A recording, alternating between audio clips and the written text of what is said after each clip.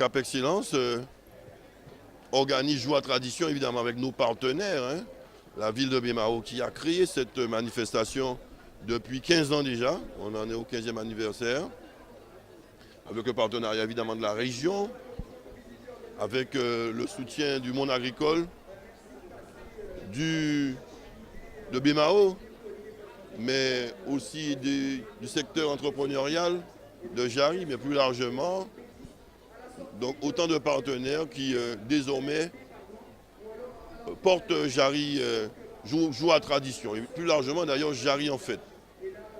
Alors cette année-ci, nous avons à la fois l'anniversaire de Joie Tradition, avec des stands de plus en plus nombreux et fournis d'artisans, d'agro-transformateurs, quelques secteurs innovants, une animation musicale évidemment ce soir artistique et diverse pour couronner le tout, et une fréquentation importante, puisqu'on me dit qu'on a battu les records de l'année dernière, le temps est s'y prête avec un beau temps, et tout ceci s'inscrit évidemment dans la politique globale économique de Cap Excellence.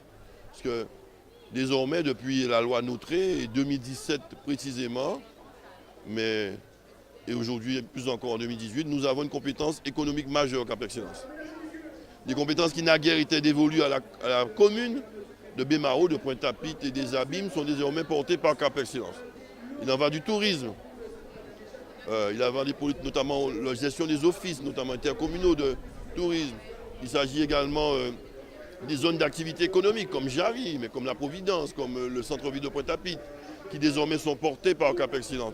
Et nous aurons d'ailleurs sur Jari, puisque nous y sommes, un gros projet porté par la région, dans lequel Cap Excellence sera impliqué, de développement, d'aménagement, de rénovation du boulevard Marquisat de Welbourg, de la voie verte et d'une voie aussi de désenclavement de Jari.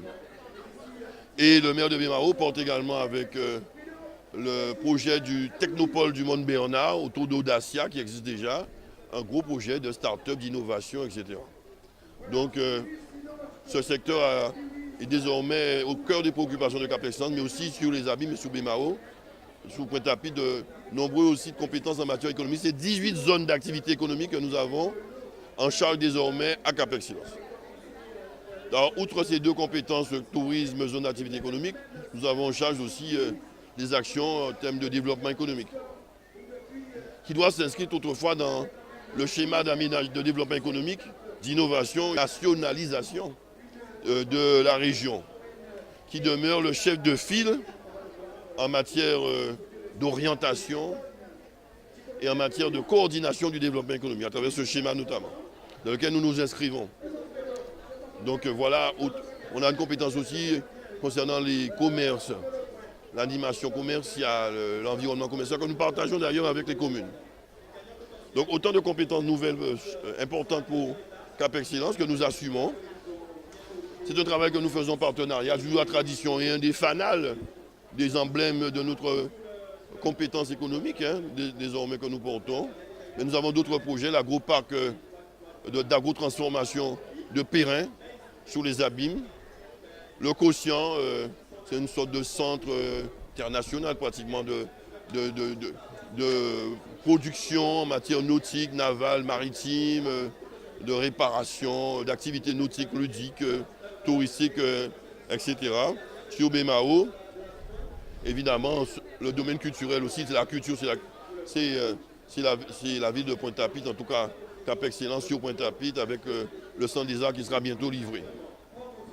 Donc la Cap Excellence porte désormais de gros dossiers économiques. Nous avons le schéma de développement durable de Cap Excellence, économique de Cap Excellence.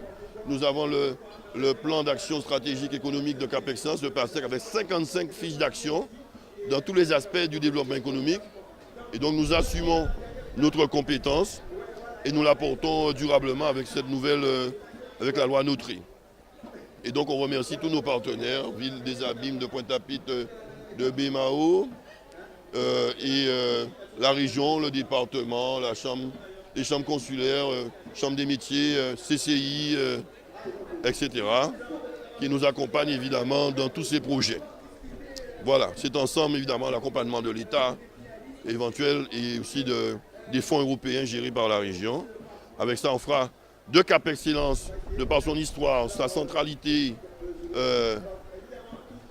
les équipements structurels qui jalonnent son territoire sur l'aéroport, le CHU, le futur CHU, le port autonome, M. Biajari, le grand port, sur Pointe-à-Pitre, les centres administratifs importants que nous avons sur notre territoire, sécurité sociale, la CAF, la sous-préfecture, etc. Et j'en passe. Nous assumons l'aéroport. Nous sommes incontournables au niveau de l'archipel guadeloupéen, donc nous avons vocation à servir de levier au développement économique, non seulement de Cap Excellence, mais de l'ensemble des composantes territoriales de l'archipel guadeloupéen. Et donc nous entendons assumer ce rôle, cette responsabilité historique, et de par la loi qui nous est confiée désormais. Eh bien, les leçons qu'on peut tirer, c'est qu'on voit à travers le jour à tradition notamment que nous avons un tissu riche en matière de production agricole, de transformation, agro-transformation des produits agricoles, toute nature, en conserve, en produits surgelés, congelés, lyophilisés, tout ce qu'on veut, hein, qui crée de la valeur ajoutée, de la richesse, des emplois locaux. Et on sait que notre leitmotiv, évidemment, si on veut encourager les entreprises à se créer, c'est pour créer de l'activité, mais particulièrement de l'emploi pour le plus grand nombre de Guadeloupéens jeunes et moins jeunes. Donc on mise beaucoup sur ces TPE qui constituent 90 voire plus du corps d'entreprises de la Guadeloupe. Hein. Ce sont des très petites entreprises. Les PME, les PMI, pour ce qui concerne le reste, on n'a pas de grosse industrie basée en Guadeloupe, hein, à part la Sara, ces grosses unités, hein, EDF, etc. Mais autrement, ce sont des entreprises à dimension, j'allais dire, humaine, qu'on doit encourager pour qu'ils créent l'activité, créent la richesse, la valeur ajoutée et de l'emploi local. Donc on a au niveau de la ville de Cap Excellence une compétence en matière d'emploi qui se gère à travers 3 outils. La gestion prévisionnelle des emplois et des compétences territoriales de Cap Excellence, et qui fait de la prospection, qui étudie les formations nécessaires pour les emplois de demain, qu'on ne soit pas pris à dépourvu. Et on le fait notamment dans le cadre des travaux pour le CHU. Nous avons le plan local d'insertion économique de Cap Excellence pour l'emploi, le PLIE.